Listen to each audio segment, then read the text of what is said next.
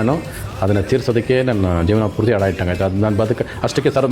Hi ಸ್ನೇಹಿತರೆ, ಇವತ್ತು ನಾವೆಲ್ಲ ಪ್ಯಾನ್ ಇಂಡಿಯಾ ಅನ್ನೋ ಪದವನ್ನು KGF, ಬಾಹುಬಲಿ ಅಥವಾ ಪುಷ್ಪ ಬಂದ ಮೇಲೆ ಕೇಳ್ತಾ ಇದ್ದೀವಿ. ಆದರೆ ಇವತ್ತಿಗೆ ಸರಿಯಾಗಿ 35 ವರ್ಷಗಳ ಹಿಂದೆ ಡಿಜಿಟಲ್ ಕ್ಯಾಮ್ರಾಸ್ ಇಲ್ಲದ ಕಾಲದಲ್ಲಿ VFX ತಂತ್ರಜ್ಞಾನ ಬೆಳೆದ ದಿನಗಳಲ್ಲಿ ಇಂಡಿಯನ್ ಸಿನಿಮಾದಲ್ಲೇ ಅತ್ಯಂತ ದುಬಾರಿ ಸಿನಿಮಾ ನಿರ್ಮಿಸಿ ಇಡೀ ನಮ್ಮ ಭಾರತೀಯ ಚಿತ್ರರಂಗವನ್ನೇ ಬೆರಗುಗಣ್ಣಿಂದ ನೋಡುವಂತೆ ಮಾಡಿದ ಒಬ್ಬ ಕನಸುಗಾರ ಇದ್ದರು.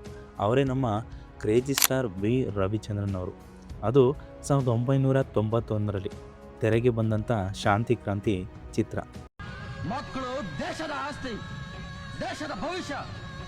ಈ ಮಕ್ಕಳು ಭವಿಷ್ಯ ಹಾಳು ಮಾಡೋದಕ್ಕೆ ನಾನು ಯಾವತ್ತೂ ಬಿಡೋದಿಲ್ಲ. ಸ್ನೇಹಿತರೆ, ಈ ಚಿತ್ರದ ಬಜೆಟ್ ಎಷ್ಟು ಗೊತ್ತಾ? ಅಕ್ಷರಶಃ 10 ಕೋಟಿ ರೂಪಾಯಿ. ಆ ಕಾಲದಲ್ಲಿ 10 ಕೋಟಿ ಅಂದರೆ ಇವತ್ತಿನ 500ರಿಂದ 700 ಕೋಟಿಗೆ ಸಮ.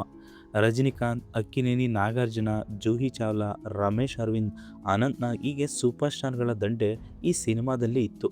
ಆದರೆ ಇಷ್ಟೆಲ್ಲ ಇದ್ದು ಈ ಸಿನಿಮಾ ಅವತ್ತು ಬಾಕ್ಸ್ ಆಫೀಸ್ನಲ್ಲಿ ಯಾಕೆ ಫ್ಲಾಪ್ ಆಯಿತು ಗೊತ್ತಾ? ಇವತ್ತು ಸೋಷಿಯಲ್ ಮೀಡಿಯಾದಲ್ಲಿ ರಿಲೀಸ್ ಶಾಂತಿ ಕ್ರಾಂತಿ ಅಂತ ಯಾಕೆ ಟ್ರೆಂಡ್ ಆಗ್ತಿದೆ? ಈ ಸಿನಿಮಾದ ಕತೆ ಮತ್ತು ಹಂಸಲೇಖ ಅವರ ಮ್ಯೂಸಿಕ್ನಲ್ಲಿದ್ದ ಮ್ಯಾಜಿಕ್ ಏನು ಗೊತ್ತಾ? ಸೊ ಸ್ನೇಹಿತರೆ, ಇವತ್ತಿನ ವಿಡಿಯೋದಲ್ಲಿ ಈ ಶಾಂತಿ ಕ್ರಾಂತಿ ಹಿಂದೆ ಇರುವಂಥ ಒಂದು ಬಿಹೈಂಡ್ ಸ್ಟೋರಿಯನ್ನು ಡೀಟೇಲ್ ಆಗಿ ತಿಳಿದುಕೊಳ್ಳೋಣ. ಸ್ನೇಹಿತರೆ, ವಿಡಿಯೋ ಅಂತೂ ತುಂಬಾ ಇಂಟ್ರೆಸ್ಟಿಂಗ್ ಆಗಿರುತ್ತದೆ. ಸ್ಕಿಪ್ ಮಾಡದೆ ಕೊನೆ ತನಕ ನೋಡಿ.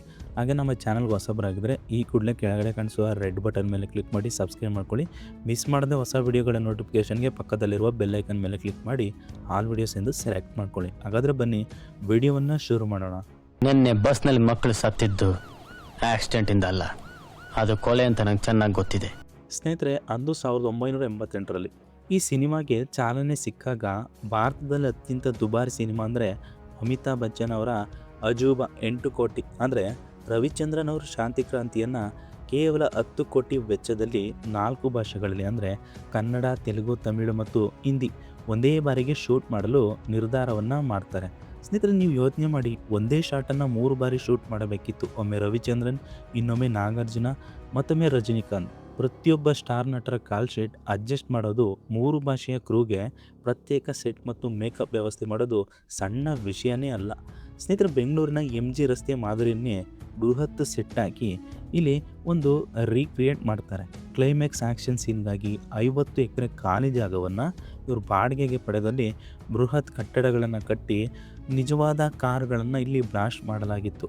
ಸೊ 90ರ ದಶಕದ ಆರಂಭದಲ್ಲಿ ನಮಗೆ ತಿಳಿದಿದ್ದ ಕಮರ್ಷಿಯಲ್ ಸಿನಿಮಾಗಳಂದರೆ ಲವ್ ಸ್ಟೋರಿ, ಫ್ಯಾಮಿಲಿ ಡ್ರಾಮಾ ಅಥವಾ ರಿವೆಂಜ್ ಆ್ಯಕ್ಷನ್. ಆದರೆ ರವಿಚಂದ್ರನ್ ಅವರು ಶಾಂತಿ ಕ್ರಾಂತಿಯಲ್ಲಿ ತಂದ ವಿಷಯವೇ ಬೇರೆ. ಅದೇ ಆರ್ಗನ್ ಹಾರ್ವೆಸ್ಟಿಂಗ್ ಮಾಫಿಯಾ, ಅಂದರೆ ಮಕ್ಕಳ ಅಂಗಾಂಗಗಳ ಕಳ್ಳ ಸಾಗಣೆ. ಇಲ್ಲಿ ಅನಂತ್ ನಾಗ್ ಅಭಿನಯ ಮಾಡಿರ್ತಾರೆ. ಅವರು ಈ ಡ್ಯಾಡಿ ಅನ್ನೋ ಪಾತ್ರ ಮಾಡಿರ್ತಾರೆ. ಇವರು ಈ ಡ್ಯಾಡಿ ಅನ್ನೋ ಪಾತ್ರದಲ್ಲಿ ಶಕ್ತಿಶಾಲಿ ವಿಲನ್, ಅಂದರೆ ಸಮಾಜದಲ್ಲಿ ದೊಡ್ಡ ದಾನಿಯಂತೆ ಕಾಣಿಸ್ಕೊಳ್ತಾರೆ. ಆದರೆ ಇವರ ಅಸಲಿ ಮುಖವಾಡದ ಹಿಂದೆ ಮಕ್ಕಳನ್ನು ಅಪಹರಿಸಿ ಅವರ ಅಂಗಾಂಗಗಳನ್ನು ಬ್ಲ್ಯಾಕ್ ಮಾರ್ಕೆಟ್ನಲ್ಲಿ ಮಾರಾಟ ಮಾಡುವ ಒಂದು ಅಂತಾರಾಷ್ಟ್ರೀಯ ಜಾಲವಿರುತ್ತೆ ಈ ಸಿನಿಮಾದಲ್ಲಿ. ಇನ್ನು ಇನ್ಸ್ಪೆಕ್ಟರ್ ಸುಭಾಷ್, ರವಿಚಂದ್ರನ್, ರಜನಿಕಾಂತ್, ನಾಗಾರ್ಜುನ 3 ಜನ ಕೂಡ ಇರ್ತಾರೆ. ಆದರೆ ಬೇರೆ ಬೇರೆ ಲ್ಯಾಂಗ್ವೇಜಲ್ಲಿ ಈ ಚಿತ್ರವನ್ನು ಮಾಡಲಾಗಿದೆ. ಇಲ್ಲಿ ಇನ್ಸ್ಪೆಕ್ಟರ್ ಸುಭಾಷ್ ಒಬ್ಬ ಪ್ರಾಮಾಣಿಕ ಪೊಲೀಸ್ ಅಧಿಕಾರಿ. ಸಮಾಜದಲ್ಲಿ ನಡೀತಿರುವ ನಿಗೂಢ ಅಪರಾಧಗಳ ಬೆನ್ನತ್ತಿ ಹೊರಟಾಗ ಇವರಿಗೆ ಸಿಗೋದು ಒಂದು ಭೀಕರ ದಂಧೆಯ ಸುಳಿವು. ಹುಷಾರಾಗಿರು. ಇನ್ನು ಸುಭಾಷ್ ಅಂದರೆ ರವಿಚಂದ್ರನ್ ಈ ದಂಧೆಯನ್ನು ಮಟ್ಟ ಹಾಕಲು ಹೋದಾಗ ಡ್ಯಾಡಿ ಅನ್ನೋ ವಿಲನ್ ಅನಂತ್ ನಾಗ್ ಆತನ ಕುಟುಂಬವನ್ನೇ ಗುರಿ ಮಾಡುತ್ತಾ ರವಿಚಂದ್ರನ್ ಪ್ರೀತಿಸಿದ ಹುಡುಗಿಯನ್ನು ಕೂಡ ಕೊಂದು ಬಿಡ್ತಾನೆ.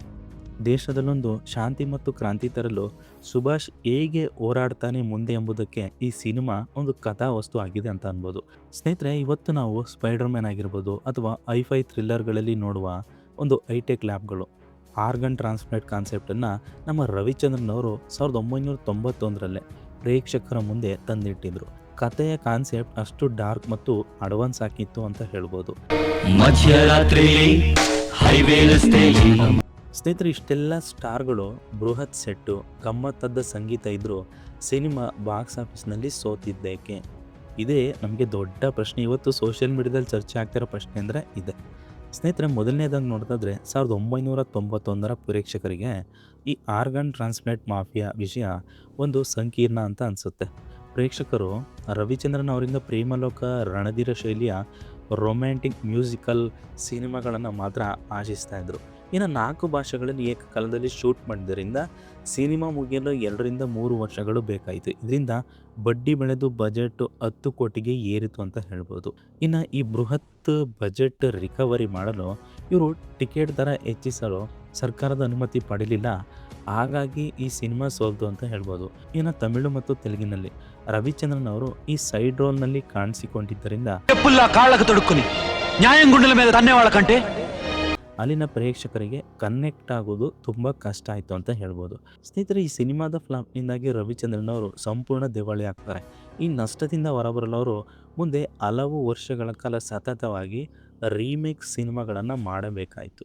ಸೊ ಸಿನಿಮಾ ಸೋತಿರ್ಬೋದು, ಆದರೆ ನಾದಬ್ರಹ್ಮ, ಹಂಸಲೇಖ ಮತ್ತು ರವಿಚಂದ್ರನ್ ಅವರ ಕಾಂಬಿನೇಷನಲ್ಲಿ ಬಂದ ಹಾಡುಗಳು ಇಂದಿಗೂ ಸಾರ್ವಕಾಲಿಕ ಹಿಟ್ ಅಂತ ಹೇಳ್ಬೋದು. ಅದರಲ್ಲಿ ಇನ್ನು 1, 2, 3, ಗಾಳಿಯೋ ಗಾಳಿಯೋ ಆ ಕಾಲದ ಸೌಂಡ್ ಇಂಜಿನಿಯರಿಂಗ್ ಮತ್ತು ರಿದಮ್ ಈ ಮ್ಯೂಸಿಕಲ್ಲಿ ಸೆನ್ಸ್ ಸೈಕ್ ಆಗಿತ್ತು ಅಂತ ಹೇಳ್ಬೋದು. ಮತ್ತು ಸಿನಿಫೈಲ್ಸ್ಗೆ ರವಿಚಂದ್ರನ್ ಅವರ ವಿಷನ್ ಎಷ್ಟು ದೊಡ್ಡದಿತ್ತು ಎಂಬುದು ಈ ಸಿನಿಮಾದ ಮೂಲಕ ಅರ್ಥವಾಗುತ್ತದೆ. ಸೊ 4K ರಿಸ್ಟೋರೇಷನ್ ಪೊಟೆನ್ಷಿಯಲಲ್ಲಿ ನೋಡೋದಾದರೆ ಇವತ್ತಿನ ಆಧುನಿಕ ಥಿಯೇಟರ್ಗಳಲ್ಲಿ 4K ಆಟೋಮಸ್ ತಂತ್ರಜ್ಞಾನದಲ್ಲಿ ಈ ಸಿನಿಮಾವನ್ನು ನೋಡಿದ್ರೆ ಅನುಭವವೇ ಬೇರೆ ಅಂತ ಹೇಳ್ಬೋದು. ಇನ್ನು ಕಲ್ಟ್ ಕ್ಲಾಸಿಕ್ ಸ್ಟೇಟಸ್, ಪ್ರೇಕ್ಷಕರೊಂದು ತಿರಸ್ಕರಿಸಿದ ಶಾಂತಿ ಕ್ರಾಂತಿ ಇಂದು ಅಹೆಡ್ ಟೈಮ್ ಕಟ್ ಕ್ಲಾಸಿಕ್ ಆಗಿ ಹೊರ ಹೊಮ್ಮುತ್ತೆ ಅನ್ನೋದನ್ನು ಕೂಡ ಹೇಳ್ಬೋದು. ಶಾಂತಿ ಕ್ರಾಂತಿ ಅನ್ನೋ ಸಿನಿಮಾದಲ್ಲಿ ಅಲ್ಲಿ ಒಂದು ಕಡೆ ನಮ್ಮ ಅಪ್ಪ ಹಾಸ್ಪಿಟಲ್ ಇದ್ದಾರೆ, ಒಂದು ಕಡೆ ಫ್ಯಾಮಿಲಿ ಏನೋ ಬೇರೆ ಫ್ಯಾಮಿಲಿ ಇತ್ತಂದರೆ ನನ್ನ ತಂಗಿ ಯಾರನ್ನೋ ಲವ್ ಮಾಡಿ ಅದೊಂದು ದೊಡ್ಡ ಇಶ್ಯೂ ನಡೀತಾ ಇದೆ. ದುಡ್ಡು ಅಂದರೆ ಏನಂತ ಗೊತ್ತಿಲ್ಲರೋ ಸಮಯ ನನಗದು.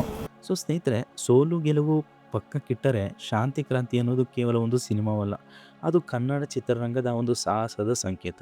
ರವಿಚಂದ್ರನ್ ಎನ್ನುವ ಕನಸುಗಾರ ಅಂದು ಹಾಕಿಕೊಟ್ಟ ಪ್ಯಾನ್ ಇಂಡಿಯಾ ಹೆಜ್ಜೆ ಇದು ಕನ್ನಡ ಚಿತ್ರರಂಗ ಜಾಗತಿಕ ಮಟ್ಟದಲ್ಲಿ ಮೆರೆಯಲು ಸ್ಫೂರ್ತಿ. ಸೊ ಸ್ನೇಹಿತರೆ, ಇವತ್ತು ಸೋಷಿಯಲ್ ಮೀಡಿಯಾದಲ್ಲಿ ಆಗ್ತಿರೋ ಈ ರಿಲೀಸ್ ಟ್ರೆಂಡ್ ಬರೀ ಐಪ್ ಅಲ್ಲ, ಅದು ಒಬ್ಬ ನಿಜವಾದ ಕನಸುಗಾರನಿಗೆ ಇವತ್ತಿನ ಜನ್ರೇಷನ್ ಕೊಡ್ತಿರೋ ಗೌರವ ಅಂತ ಹೇಳ್ಬೋದು. ಈ ಸಿನಿಮಾ 4Kಯಲ್ಲಿ ಥಿಯೇಟರ್ಗೆ ಬಂದರೆ ಖಂಡಿತ ಆ ವಿಜುವಲ್ ಗ್ರ್ಯಾಂಡಿಯರ್ ಮತ್ತು ಹಂಸಲೇಖ ಅವರ ಸೌಂಡ್ ಟ್ರ್ಯಾಕ್ ಹೊಸ ಅನುಭವ ಕೊಡೋದ್ರಲ್ಲಿ ಅನುಮಾನ ಇಲ್ಲ. ಸೊ ನೀವು ಕೂಡ ಶಾಂತಿ ಕ್ರಾಂತಿ ಸಿನಿಮಾ ನೋಡಿದ್ದೀರಾ? ಈ ಸಿನಿಮಾ ರಿಲೀಸ್ ಆದರೆ ಥಿಯೇಟರ್ಗೆ ಹೋಗಿ ನೋಡ್ತೀರಾ? ಹಾಗೆ ನಿಮ್ಮ ನೆಚ್ಚಿನ ಹಾಡು ಯಾವುದು ಅಂತ ನಿಮ್ಮ ಅಭಿಪ್ರಾಯವನ್ನು ನಮ್ಮ ಕಮೆಂಟ್ ಬಾಕ್ಸಲ್ಲಿ ತಿಳಿಸಿ. ಹಾಗೆ ವಿಡಿಯೋ ಇಷ್ಟ ಆದರೆ ಖಂಡಿತ ಒಂದು ಲೈಕ್ ಮಾಡಿ, ಹಾಗೆ ವಿಡಿಯೋನ ಶೇರ್ ಮಾಡಿ. ಇದೇ ರೀತಿ ಇಂಟ್ರೆಸ್ಟಿಂಗ್ ಟಾಪಿಕ್ ಬೇಕು ಅಂದರೆ ಯಾವ ಟಾಪಿಕ್ ಮೇಲೆ ವಿಡಿಯೋ ಬೇಕು ಅನ್ನೋದನ್ನು ನಮ್ಮ ಕಮೆಂಟ್ ಬಾಕ್ಸಲ್ಲಿ ತಿಳಿಸಿ. ಹಾಗೆ ಮಿಸ್ ಮಾಡದೆ ಸಬ್ಸ್ಕ್ರೈಬ್ ಮಾಡ್ಕೊಳ್ಳಿ. Thanks for watching video.